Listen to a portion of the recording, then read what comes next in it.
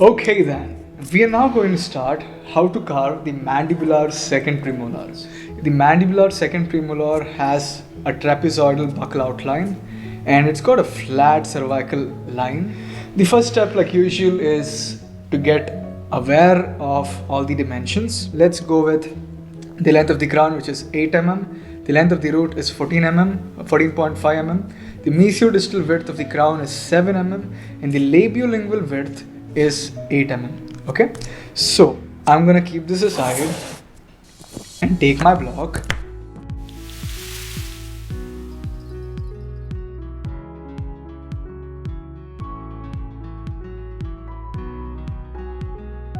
The length of the crown is 8 mm here, and then the length of the root is 14.5 mm.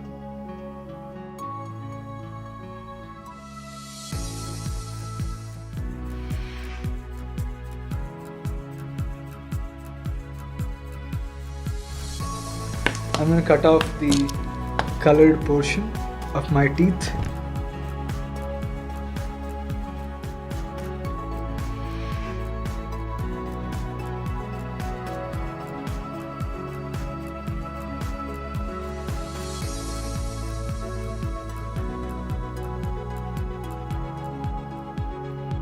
So as we've now completed making the rough block, we'll now go with the detailings. As usual, like how we did for all our other teeth, like be it the premolars or the canine, we're going to divide this into 3 parts and then draw a central line, because the mesial and the distal slopes are both of the same length. So now I did this. So I'll take my blade and cut this part out, making it look like a hut.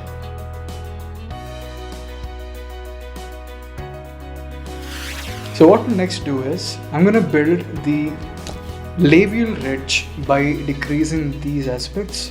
I'm building the labial ridge.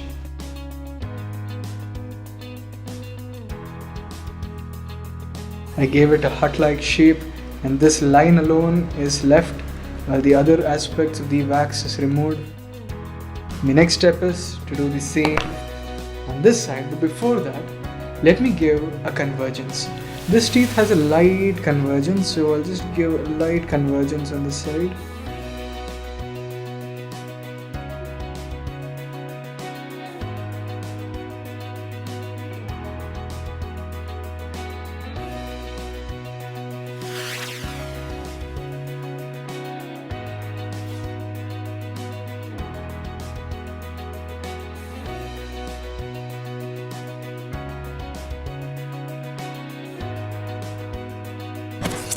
One important aspect of our second premolar in our mandibular tooth is that there is a slight lingual tilt.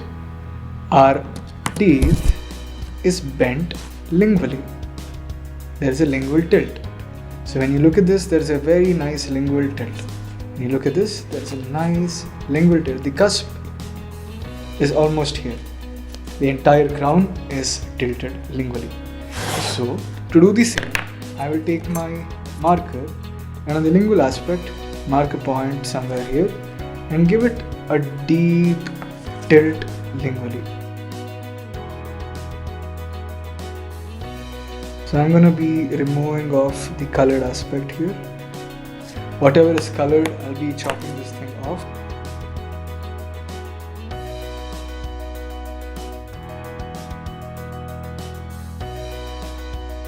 Okay, so my lingual tilt is built. I'm going to give a tilt on the lingual aspect as well, but this is a very light tilt. Okay, so I built a very light tilt on the lingual aspect and a very large tilt on the labial aspect, and the entire teeth is lingually tilted. Okay, so the next step here is to build the occlusal aspect. In this tooth, there are 3 variations with regard to the occlusal side. Okay. So of the two cusps here, the mesial cusp is larger than the distal cusp. So it's very crucial we keep a note of this and do our carving. Let me keep this as a guideline and make the single cusp on the labial side, the fissure, let it come and meet this line. So here's how I do. I take my Lacron's carver and go from the top to this line, like this, like this. I'm also building a marginal ridge while doing so automatically, like this. Now I've kind of made the labial cusp. I'm now going to start building the distal cusp and the mesial cusp on the lingual aspects. The way I make this is I'm going to put a small line here which would denote my distal and the mesial aspect. So this is my mesial aspect, and my mesial aspect has a larger groove and a larger cusp as compared to the distal cusp. So this line, which differentiates between the two cusps, is more closer to the distal aspect and further away from the mesial aspect if you observe keenly. So I'm going to build two cusps with these as my cuspal tips, and this is how I'm going to do it. I'm going to give one cut here and another cut here. That's one cusp, and there's one cut here and another cut here. That's the other cusp. Now let me remove all the extra dirt wax in the middle.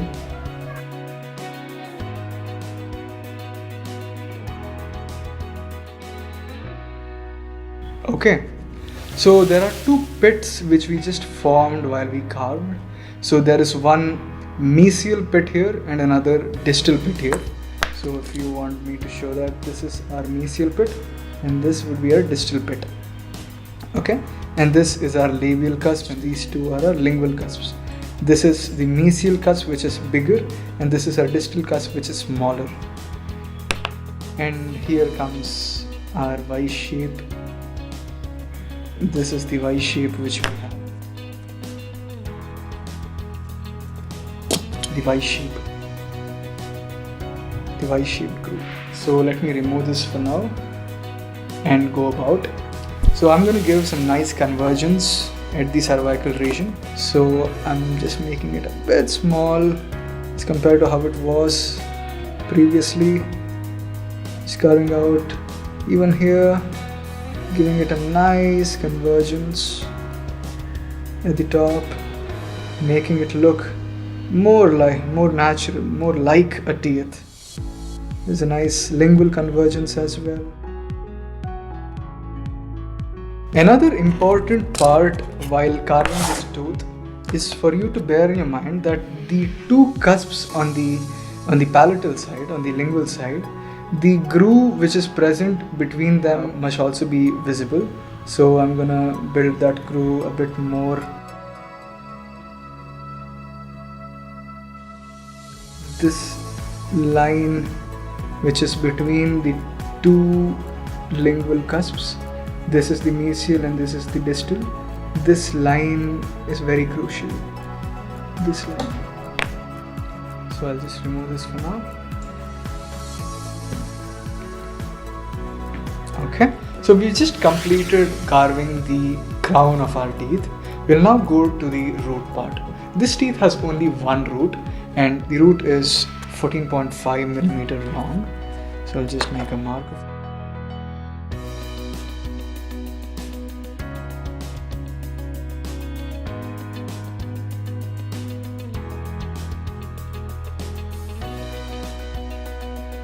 I'll now just level this teeth up with regard to the CEG.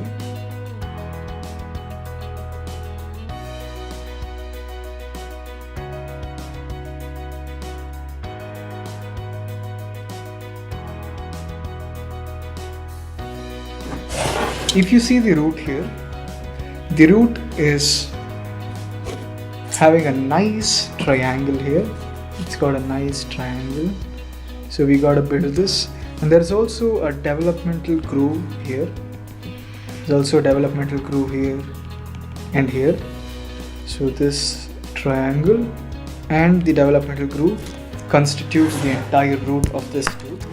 So I've now drawn this line here, and I want the apex of the tooth to touch this line. So I'll just draw an imaginary line like this and another imaginary line like this. Let me try merging this to that line. I'll just remove the excess here.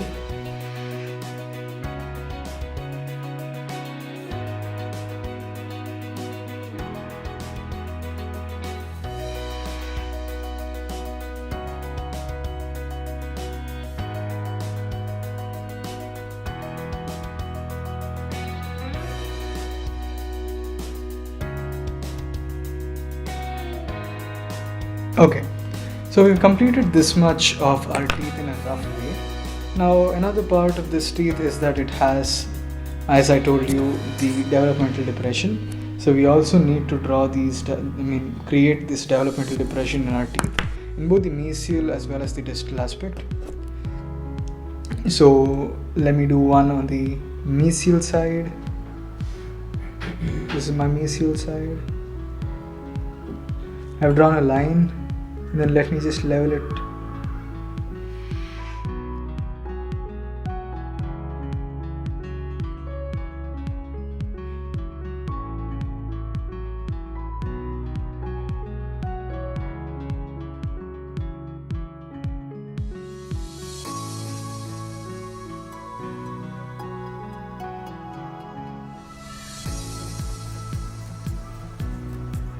So we've almost completed the tooth, except for the last, which is the most important part, the CEJ.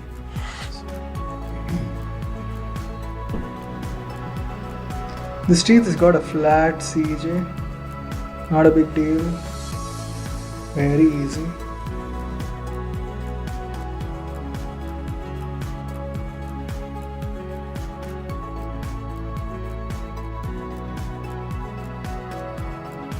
So to draw the CEJ, you need to push your carver from the root to the crown, just like this.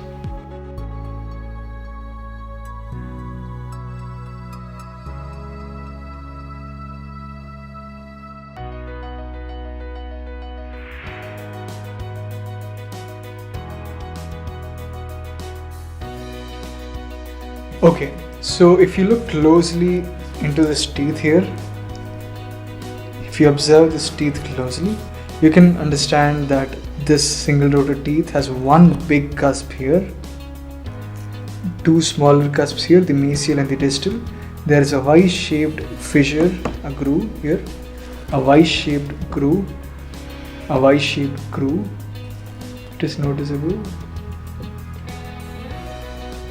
This is our Y-shaped groove, and two pits, one and two pits, and then there is a developmental depression here and here, and a nice tapering, a very nice tapering. This, my friend, was our second mandibular premolar, a very crucial teeth. I hope you enjoyed the carving. All the very best.